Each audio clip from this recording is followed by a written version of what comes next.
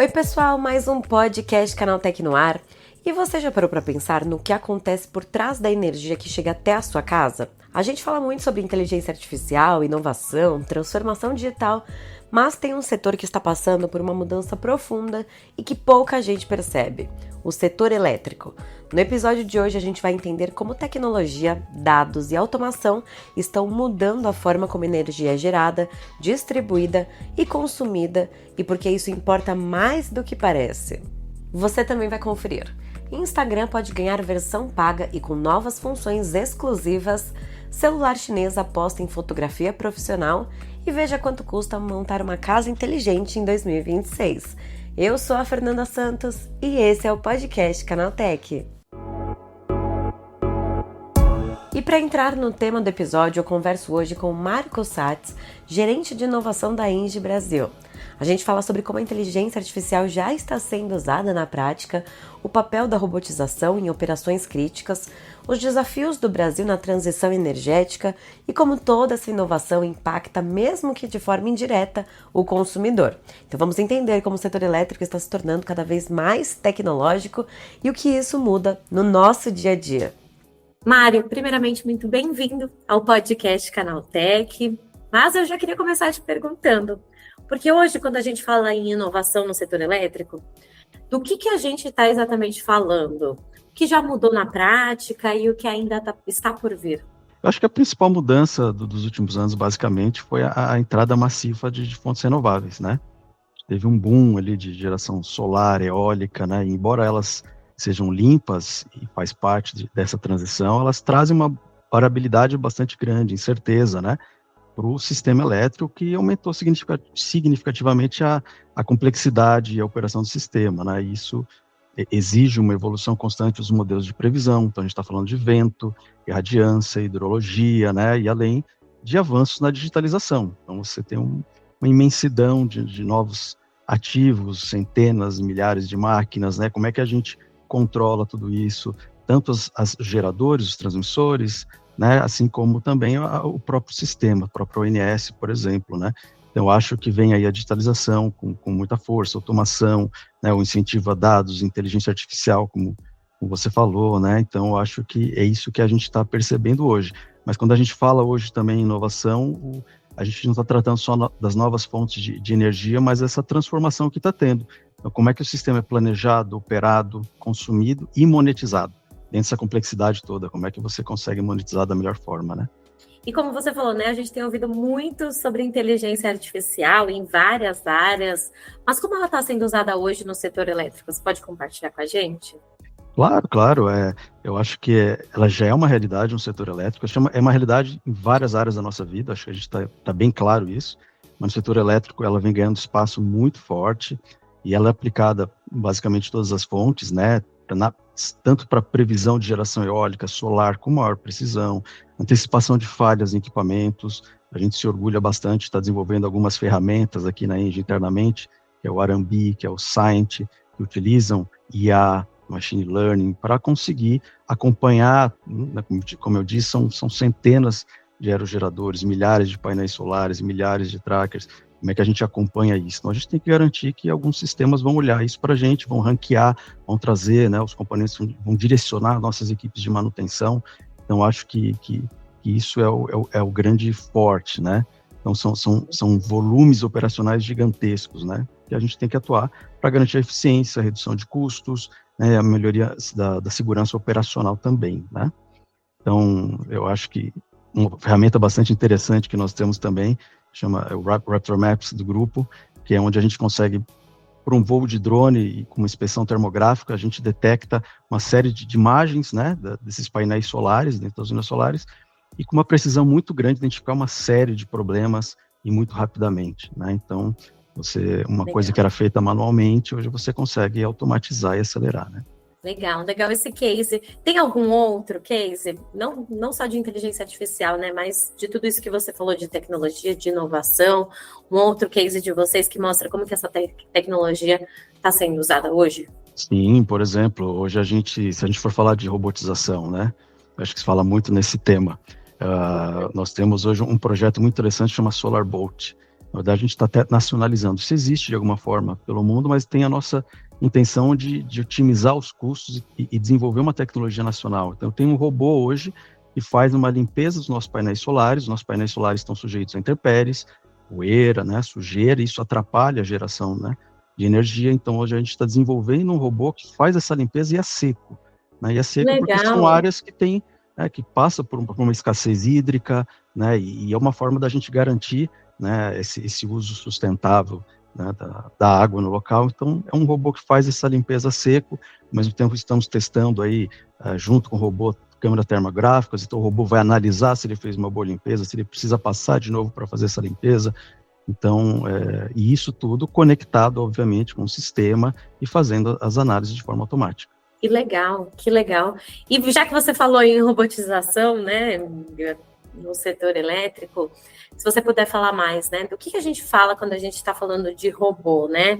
Que tipo de tarefas, hoje você citou essa da questão da limpeza, mas tem outras tarefas? Quais tarefas hoje são feitas por robôs? Quando eu falo em robô, eu posso estar falando de drone, um drone subaquático, né, também, que eu gosto de citar, falar dessa forma. Mas hoje a gente tem drones fazendo inspeção, por exemplo, em linhas de transmissão, né? Parques solares e eólicos, como eu já falei, mas substituindo todas essas atividades que antes eram caras e arriscadas. Então, você imagina ter que subir na torre, fazer uma inspeção, isso demoraria dias, horas, e hoje você tem um drone equipado, né? Que faz a inspeção, corrige erros, né? Em tempo real. Então, esse é um dos nossos carros-chefes também, quando a gente fala de inovação aqui dentro da AGE, voltado para a transmissão. Solar, eu já falei, e temos um drone subaquático, que dentro das nossas usinas hidráulicas, por exemplo, a gente utiliza esses robôs para fazer imagem das nossas tomadas d'água. Então, a gente vai verificar se tem algum problema na entrada, de interrupção de fluxo, né, ou qualquer outra coisa que, eventualmente, a gente tenha que corrigir. Então, eu acho que a IA, a robotização, ela vem muito para substituir o ser humano em condições perigosas, em condições de caras, né? Então, nas nossas hidros também, a gente tem que fazer todo o monitoramento dos nossos reservatórios, áreas de difícil acesso, né? A gente faz toda a inspeção das nossas barragens, né? Controle de vegetação também.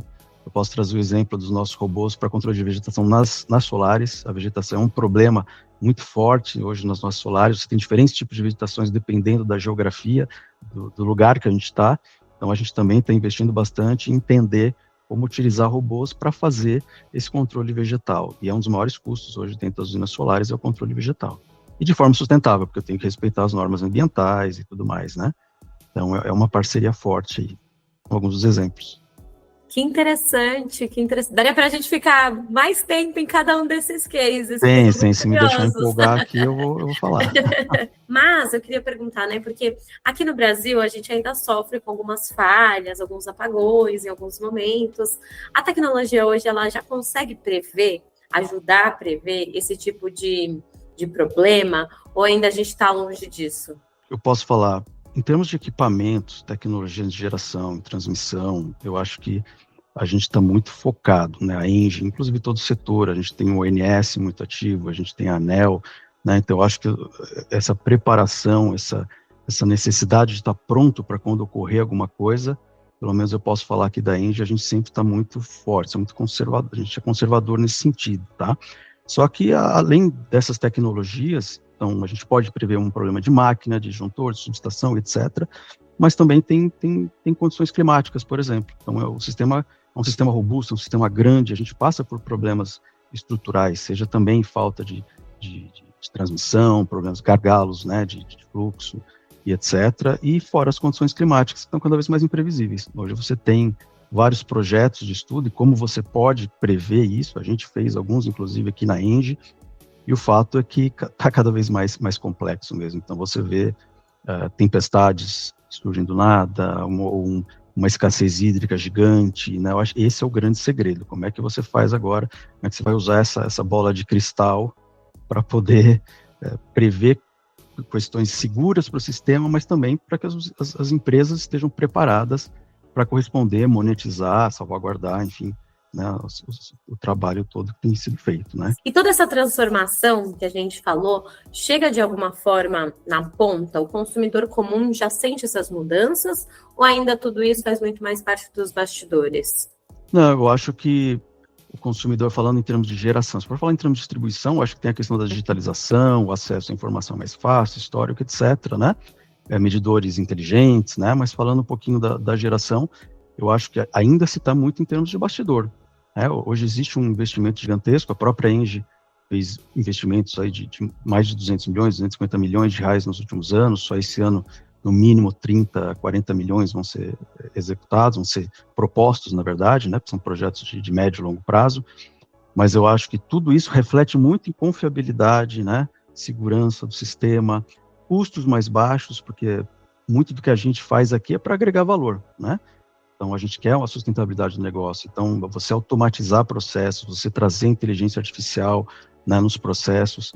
Hoje, a gente incentiva muito o uso da inteligência artificial no nosso dia a dia. Você vai escrever um e-mail, você faz uma tradução, você vai procurar um contrato, você vai resumir esse contrato, você vai transcrever uma reunião. A gente ganha um tempo fantástico. Isso também em eficiência de custos, né? Então, desde essa escala até o equipamento, isso tudo se traduz em mais competitividade. Então, principalmente no mercado livre de energia, você vai ver preços mais competitivos, né? Então, a gente vai estar mais preparado para leilões, enfim. Então, eu acho que o consumidor final, ele não enxerga esse bastidor, falando em termos de geração, mas isso tem acontecido, de alguma forma, indiretamente, vai estar acontecendo com ele também. Eu ia te perguntar, isso ajuda a baratear a energia ou ainda é algo que encarece o sistema no curto prazo? A gente fala em inserção de novas tecnologias, então às vezes tem uma política, você vai fazer uma inserção de BESS, né, de armazenamento por bateria, ou você vai incentivar, como se incentivou muito tempo as eólicas e as solares, hoje isso, né, não existe, mas isso tende a encarecer porque isso é um encargo que acaba sendo, são subsídios governamentais e tudo mais que acaba encarecendo a conta. Se a gente falar em termos estruturantes, sim, mas quando eu acho que vai muito a nível de empresa, e é o que eu vejo aqui, quando a gente investe em inovação, é justamente para gerar valor. Então, se eu estou investindo, isso vai retornar de alguma forma. Claro que a gente tem um amplo espectro de inovações que podem dar certo, não pode dar certo, porque tem que ter essa liberdade de testar, e tudo bem se você entender que aquilo não funcionou, mas a grande maioria vai trazer um recurso, vai trazer valor muito maior do que você investiu, né? Seja através de soluções que a gente vai utilizar aqui dentro, sejam de produtos que nós vamos utilizar, mas também vai para o mercado através de parceiros, através de royalties, etc. Então, tudo isso otimiza toda a nossa produção e entendo que isso leva, sim, a uma redução de custo, na verdade. Então, tem duas visões mais estruturantes, que no primeiro momento leva e depois diminui. Hoje você tem o preço de solares e eólicas muito menores do que você tinha antes, então tem que esperar um tempinho, mas as empresas em si investem em inovação nos seus processos, tende a otimizar custo, né? E acho que a gente fala muito, né, em energia limpa, transição energética, mas na prática, qual que é o maior desafio hoje para o Brasil avançar nisso, né? É tecnologia, a questão do custo que a gente está falando ou a infraestrutura? Eu diria que é infraestrutura hoje, né? Que você tem uma oferta de energia renováveis fantástica, o Brasil é referência em geração, né? Hoje a gente tem uma oferta muito grande de energia e uma demanda mais baixa e um gargalo também na transmissão. Então, como é que você consegue fazer esse balanço, né, no nosso sistema é uma das maiores dificuldades que nós temos hoje. Nós temos cortes pesados em geração em usinas renováveis. Então, no momento que eu poderia estar gerando uma solar, por exemplo, durante o dia, eu tenho um corte de geração para garantir outras usinas que têm flexibilidade, ou hidro, né, para fazer todo esse balanço do sistema. Então, hoje, o grande gargalo do Brasil, porque já é uma referência, já tem uma frota gigantesca em termos de renováveis, é a parte ainda de infraestrutura, planejamento, né, conversa entre os órgãos, entre agentes privados, públicos, etc. Então, eu diria que é infraestrutura. E agora, falando um pouquinho dos bastidores do trabalho de vocês, qual que é a tecnologia mais avançada ou inesperada que vocês já estão usando ou testando, algo que as pessoas, nossos ouvintes, nem imaginam que já existe no setor elétrico? O setor elétrico é muito conservador, ele vai acontecendo aos pouquinhos, né? São investimentos pesados, a gente não pode balançar o sistema em grandes disrupções. Mas eu acho que o que nos surpreendeu muito positivamente, que eu falei, são essa questão da digitalização, da IA, do machine learning. Eu acho que essa questão que os dados têm nos mostrado e o quanto tem evoluído essa questão de se analisar um volume gigantesco de dados, Sim, foi uma imagino. grata surpresa. Assim, e o quanto isso ainda tem muita margem pela frente. A gente está falando de um início, de uma coisa muito ainda, né, engatinhando. Eu vejo as empresas conversando, trazendo, se espantando, mas com muita coisa ainda a aprender e a fazer. Né? Então eu vejo essa gurizada que a gente contrata hoje, com uma expertise gigante, com uma vontade, e se divertindo fazendo aquilo, sabe?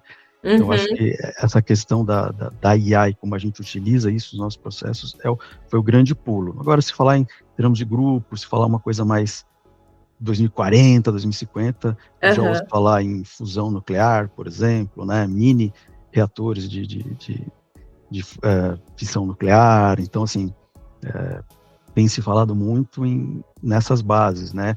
Uma fonte que seja segura, né, que gere com facilidade, tem uma densidade energética gigantesca, como é o caso da fusão nuclear, né, mas isso é uma coisa ainda um pouco distante, né, da nossa realidade, mas eu acho que é uma tecnologia que tem que ficar de olho. E muito armazenamento, né, usinas reversíveis, hidráulicas reversíveis, armazenamento com BESS, né, de baterias. O grupo ele é muito forte no Chile, né, nos Estados Unidos, na Europa, e creio que no Brasil agora com esse leilão, em outras oportunidades a gente também deve entrar forte.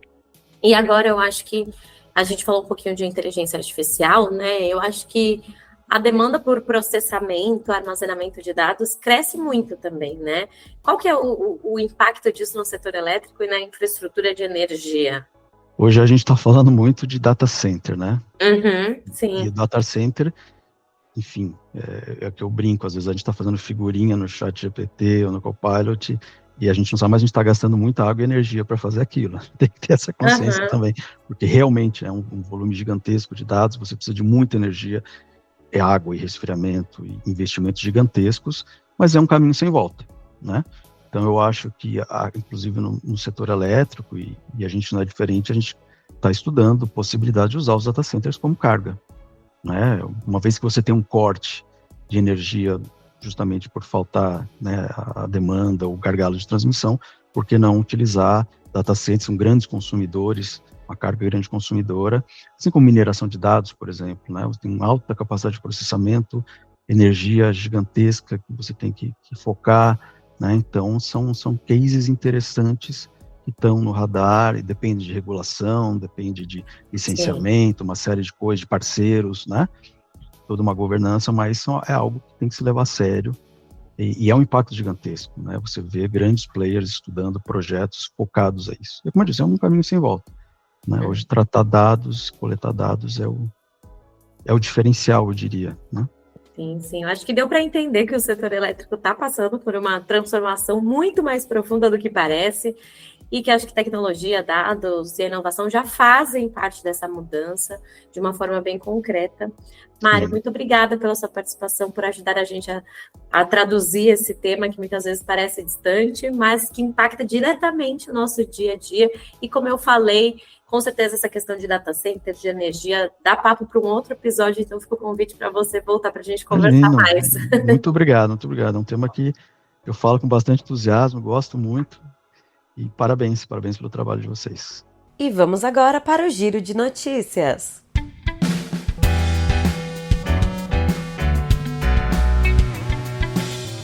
A Meta começou a testar uma assinatura paga dentro do Instagram.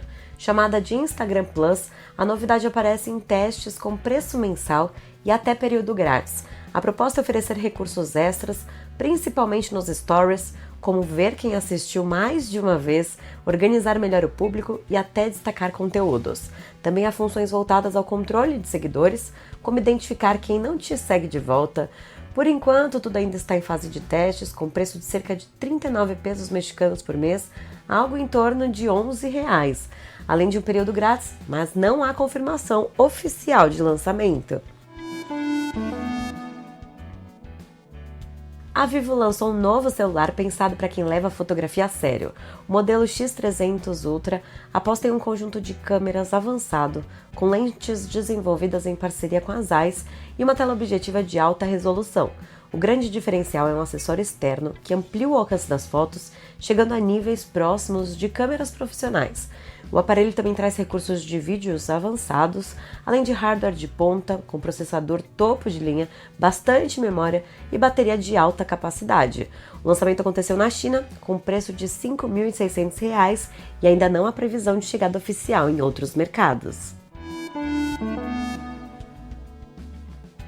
Montar uma casa inteligente em 2026 pode ficar ainda mais fácil. Com cerca de R$ 1.000 já dá para começar com o básico. Um assistente de voz e interruptores inteligentes que permitem controlar luzes e alguns aparelhos pelo celular ou por comando de voz. Esses itens são considerados o ponto de partida e, na prática, os interruptores podem ser mais eficientes do que lâmpadas inteligentes na iluminação principal. A partir daí, dá para evoluir com câmeras, sensores, fitas de LED e até robô aspirador. Com tudo isso, o valor pode chegar a cerca de R$ 2.800.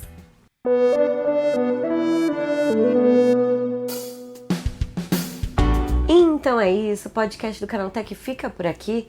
Aproveite para seguir o Canaltech nas redes sociais e deixe uma avaliação no seu aplicativo de podcast preferido.